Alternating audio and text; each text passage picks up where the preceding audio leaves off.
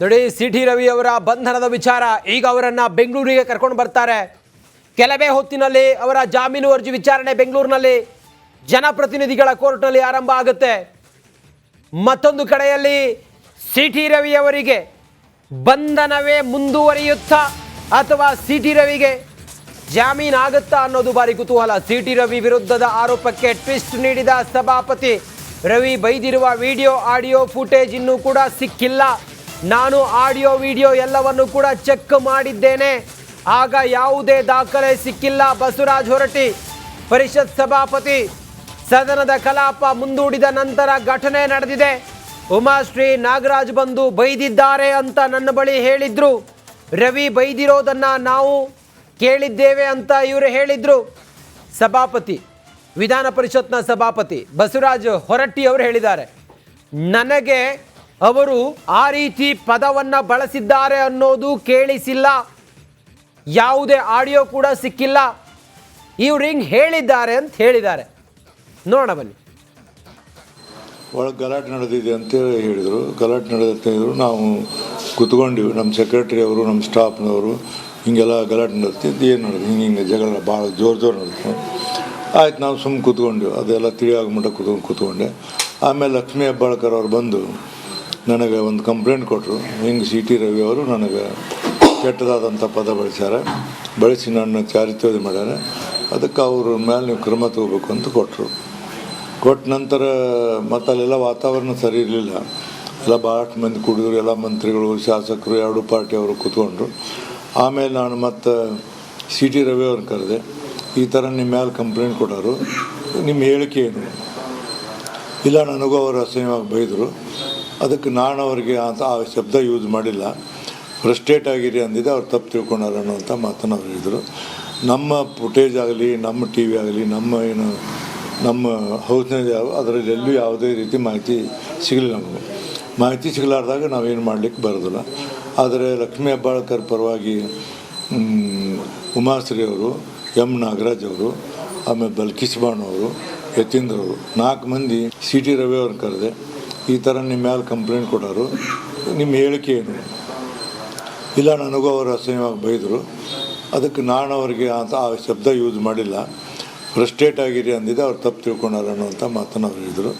C T Ravi ಅವ್ರನ್ನ ಕರೆದೆ. ಈ ಥರ ನಿಮ್ಮ ಮೇಲೆ ಕಂಪ್ಲೇಂಟ್ ಕೊಟ್ಟರು, ನಿಮ್ಮ ಹೇಳಿಕೆ ಏನು? ಶ್ಯಾಮ್ ಸುಂದರ್ ಆಗಮಿಸಿದ್ದಾರೆ. ಬಿಜೆಪಿ ಲೀಗಲ್ ಸೆಲ್ ವಕೀಲರು ಕೂಡ ಹಾಜರಾಗಿದ್ದಾರೆ.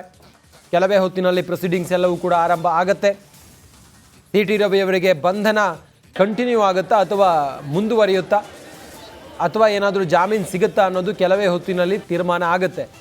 ಸಿ ಟಿ ರವಿ ಅವರು ಆ ನಿಮಿತ್ತ ಈಗ ಅವರನ್ನು ಕರ್ಕೊಂಡು ಬರ್ತಾ ಇದ್ದಾರೆ, ಬೆಂಗಳೂರಿಗೆ ಕರ್ಕೊಂಡು ಬರ್ತಾ ಇದ್ದಾರೆ. ಇನ್ನೊಂದು 5 ಗಂಟೆ ಒಳಗಡೆ ಅವರೇನಾದರೂ ಬೆಂಗಳೂರು ತಲುಪಿದ್ದೇ ಆದರೆ ಕೋರ್ಟ್ ಮುಂದೆ ಅವ್ರನ್ನ ಹಾಜರುಪಡಿಸ್ತಾರೆ. ಇಲ್ಲದೆ ಹೋದರೆ ನ್ಯಾಯಾಧೀಶರ ಮನೆಗೆ ಸಿ ಟಿ ರವಿ ಅವ್ರನ್ನ ಕರ್ಕೊಂಡು ಹೋಗ್ತಾರೆ. ಸದ್ಯಕ್ಕೆ ಈಗ ಭಾರೀ ಕುತೂಹಲ ಕೆರಳಿಸಿರೋದು ಸಿ ಟಿ ರವಿ ಅವರ ಬಂಧನದ ವಿಚಾರ. ಆಗಿರುವಂಥ ಹೈಡ್ರಾಮಾ, ಸಿ ಟಿ ರವಿ ಅವರಿಗೆ ಏನಾದರೂ ಜಾಮೀನು ಆಗುತ್ತಾ ಅನ್ನೋದು ಭಾರಿ ಕುತೂಹಲ ಕೆರಳಿಸಿದೆ.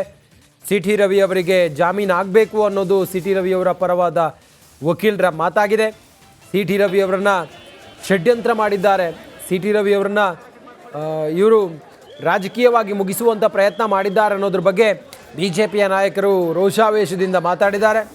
ಸಿ ಟಿ ರವಿ ಅವರು ಬೆಳಗಾವಿಯ ಕೋರ್ಟ್ನಿಂದ ಹೊರಗಡೆ ಬರುವಾಗ ಒಂದು ಮಾತು ಹೇಳ್ತಾ ಇದ್ರು, ಅತ್ತೆಗೊಂದು ಕಾಲ ಸೊಸೆಗೊಂದು ಕಾಲ, ನಮಗೂ ಕೂಡ ಸಮಯ ಬಂದೇ ಬರುತ್ತೆ ಅನ್ನೋದನ್ನು ಹೇಳ್ತಾ ಇದ್ರು. ಷಡ್ಯಂತ್ರ ಮಾಡಿ, ಟಾರ್ಗೆಟ್ ಮಾಡಿ ಸಿ ಟಿ ರವಿ ಅವರನ್ನು ಈ ರೀತಿಯಾಗಿ ಹೆಣೆದಿದ್ದಾರೆ ಅನ್ನೋದ್ರ ಬಗ್ಗೆಯೂ ಕೂಡ ಬಿ ಜೆ ಪಿ ನಾಯಕರು ಇಲ್ಲಿ ಮಾತಾಡ್ತಿದ್ದಾರೆ. ನೋಡಿ, ಇದು ಬೆಳಗಾವಿಯಿಂದ ಸಿ ಟಿ ರವಿ ಅವರನ್ನ ಬೆಂಗಳೂರಿಗೆ ಬಿಗಿ ಬಂದೋಬಸ್ತ್ನಲ್ಲಿ ಕರ್ಕೊಂಡು ಬರ್ತಿರುವಂಥ ದೃಶ್ಯ.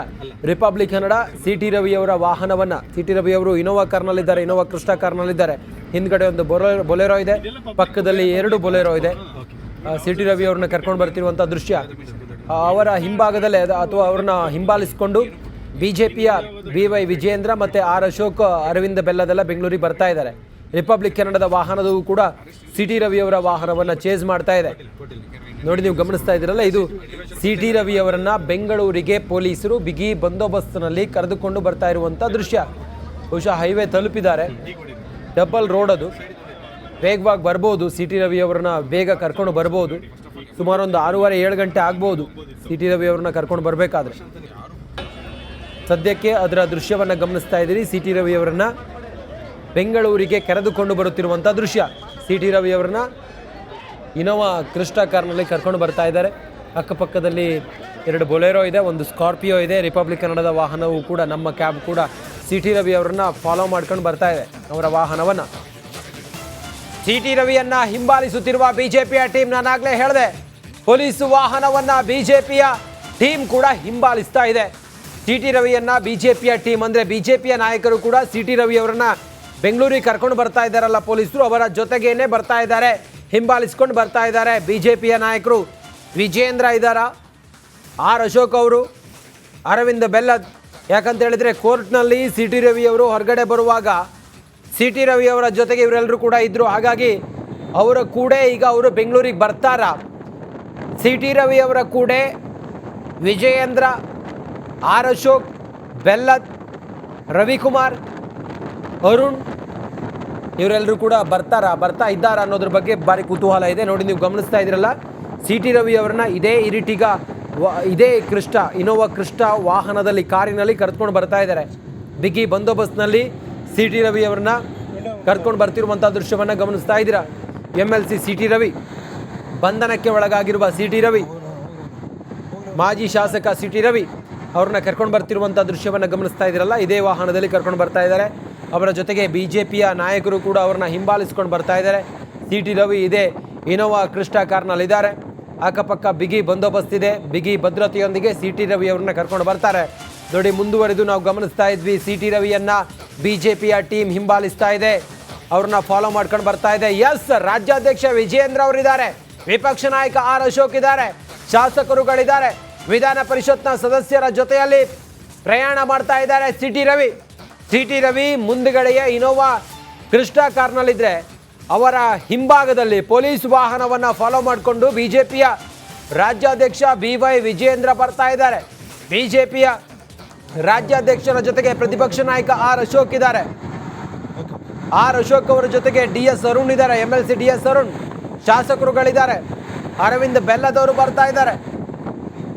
ಮಾರ್ಗದುದ್ದಕ್ಕೂ ಕೂಡ ಬಿಗಿ ಭದ್ರತೆಯನ್ನ ಕೊಟ್ಟು ಸಿ ಟಿ ರವಿ ಅವರನ್ನ ಬೆಂಗಳೂರಿನ ವಿಶೇಷ ಜನಪ್ರತಿನಿಧಿಗಳ ನ್ಯಾಯಾಲಯದ ಮುಂದೆ ಹಾಜರುಪಡಿಸೋದಕ್ಕೆ ಪೊಲೀಸರು ಕರೆದುಕೊಂಡು ಬರ್ತಾ ಇದ್ರೆ, ಪೊಲೀಸರ ಜೊತೆಗೇನೆ ಸಿ ಟಿ ರವಿ ಅವ್ರನ್ನ ಕರ್ಕೊಂಡು ಬರ್ತಿರುವಂತ ನೋಡಿ. ಮುಂದಿನ ವಿಜುವಲ್ ಗಮನಿಸ್ತಾ ಇದ್ದೀರಿ, ಈ ದೃಶ್ಯದಲ್ಲಿ ನಿಮ್ಗೆ ಬಹಳ ಕ್ಲಿಯರ್ ಆಗಿ ಗೊತ್ತಾಗುತ್ತೆ ನೋಡಿ. ಕೋರ್ಟ್ ಹಾಲ್ಗೆ ನ್ಯಾಯಾಧೀಶರು ಆಗಮಿಸಿದ್ದಾರೆ. ಇತ್ತ ಬೆಂಗಳೂರಿನ ವಿಶೇಷ ನ್ಯಾಯಾಲಯ ಜನಪ್ರತಿನಿಧಿಗಳ ಕೋರ್ಟ್ಗೆ ನ್ಯಾಯಾಧೀಶರು ಆಗಮಿಸಿದ್ದಾರೆ. ವಿಚಾರಣೆ ಮಧ್ಯಾಹ್ನ 3:15 ಆರಂಭ ಆಗುತ್ತೆ. 3:15 ತೆಗೆದುಕೊಳ್ಳೋದಾಗಿ ನ್ಯಾಯಾಧೀಶರು ಹೇಳಿದ್ದಾರೆ. ಕೋರ್ಟ್ ಹಾಲ್ಗೆ ನ್ಯಾಯಾಧೀಶರು ಆಗಮಿಸಿದ್ದಾರೆ. 3:15 ಪ್ರೊಸೀಡಿಂಗ್ಸ್ ಆರಂಭ ಆಗುತ್ತೆ. ಸಿ ಟಿ ರವಿ ಅವರ ಬಂಧನದ ವಿಚಾರವನ್ನು ನಾವು 3:15 ತೆಗೆದುಕೊಳ್ತೀವಿ ಅಂತೇಳಿ ನ್ಯಾಯಾಧೀಶರು ಸ್ವತಃ ಹೇಳಿದ್ದಾರೆ. ಸಿ ಟಿ ರವಿ ಅವರಿಗೆ ಜಾಮೀನ